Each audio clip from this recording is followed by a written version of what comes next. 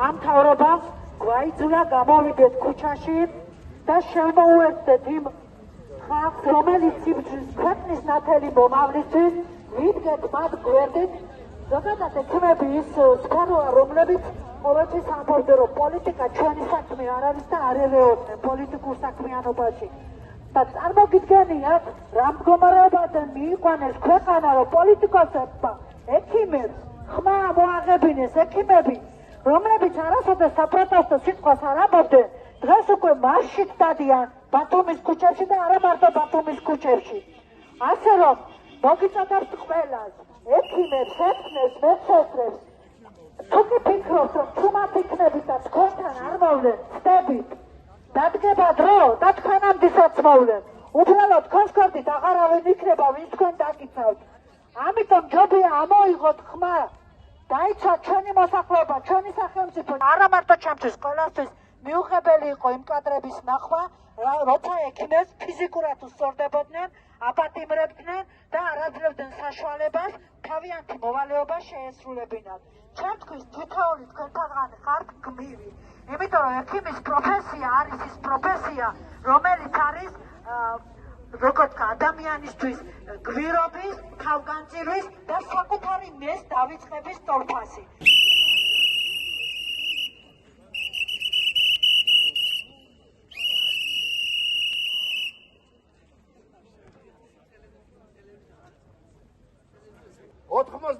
წლის 9 აპრილიდან დღემდე ვიბრძვი იმისათვის, რომ საქართველოში იყოს თავისუფლება, რომ საქართველოში ვერავინ ვერ შეძლოს ხელისუფლების მიტაცება, რომ საქართველოში ერთხელ და სამუდამოდ ყველასთვის კანონი კანონობდეს, რომ საარჩევნო კომისიები, რომლებიც მივდივართ არჩევნების გასაკეთებლად, 10 და 50 ასლანებში რომ აღარ იყიდებოდეს ქართველი, ნუ გეშინიათ რუსის შექმნის, ჩვენ ერთხელ გავყარეთ ბათუმიდან უზარმაზარი ბაზები გავაცილეთ.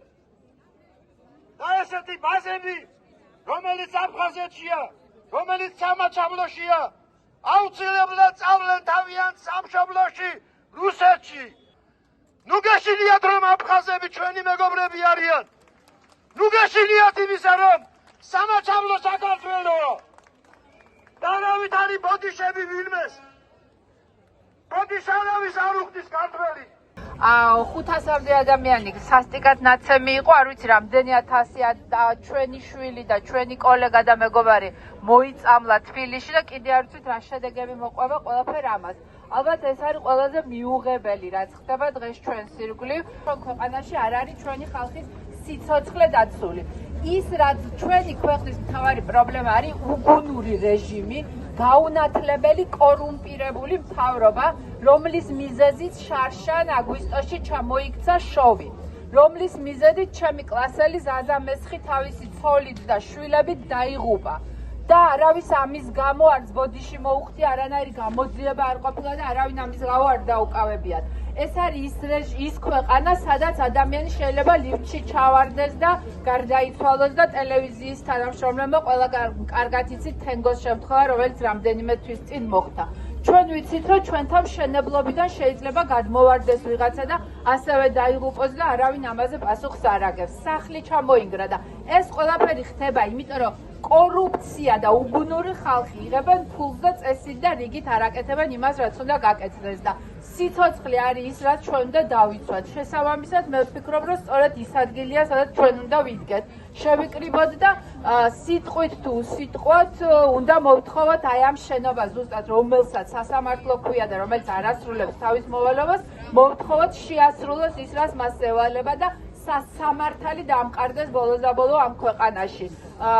შევიკრიბეთ დღეს, იმედია კიდე შემოგვემატებიან და ალბათ რაღაც პერიოდში გადავწყვიტავთ ერთად, რომ დავიძრათ მეორე სასამართლოსკენ, რომელსაც საკონსტიტუციო სასამართლო ქვია მხოლოდ და არაფერი სამართალთან ახლო არ ხდება არც იმ შენობაში.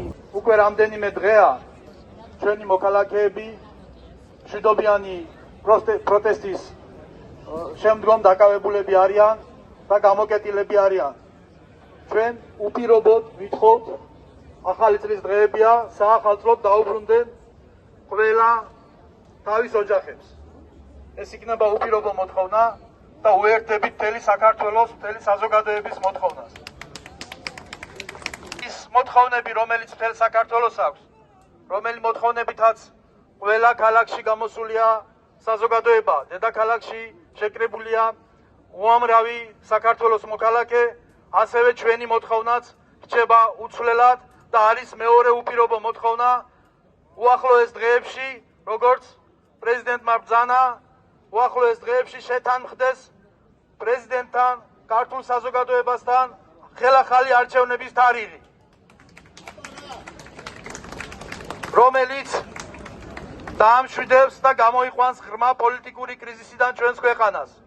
კიდევ ერთხელ მოვითხოვთ სამართლიანობას, სამართლიან არჩევნებს. გამარჯვოთ, დამოუკიდებლად, დააშფოთოთ საქართველოს. მიუხედავად ქონდეთ, ის ის უკანასკნელს მოხდა, და რა არის ის